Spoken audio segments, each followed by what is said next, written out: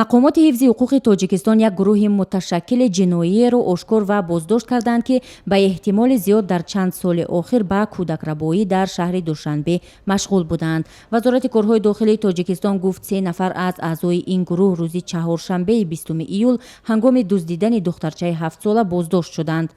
яъне санаи 20 соати 11 мо аз хоб бедор шудем. вақте аз панҷара нигоҳ мекардем, духтарчаам дар таги хона бозӣ мекард.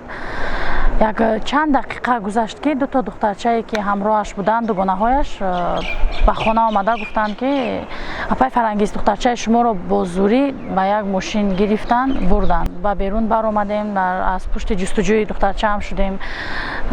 зуд ба кормандони милитсия занг задем, ба ноҳияи Шомансур, ба дигар мақомотҳо зуд занг задем, хабар додем. аз байн як чанд дақиқа гузашта буд ки дар зери хонаи мо, дар зери ҳар як хона, ҳар як бино камера доранд. дар камера омадааст ки духтарчаамро чӣ хел дар мошин бо зӯравонӣ мегиранд, мераванд.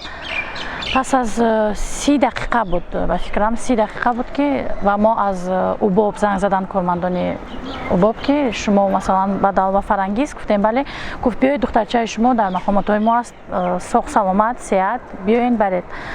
тибқи иттилои мақомоти тафтишӣ, гурӯҳро як сокини 48-солаи шаҳри Душанбе роҳбарӣ мекард, ки феълан дар боздошт қарор дорад.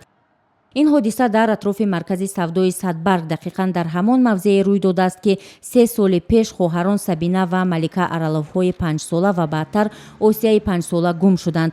хоҳарон Сабина ва Малика Араловҳо моҳи марти соли 2013 нопадид шуданд ва Осия Диловароваи 5 сола баъдтар ҷасадаш дар Ҳисор пайдо шуд. аммо то ҳол ҳатто ҷасади ин хоҳаронро пайдо накарданд ва омилҳои нопадид шудани онҳо ҳам то ҳанӯз маълум нест.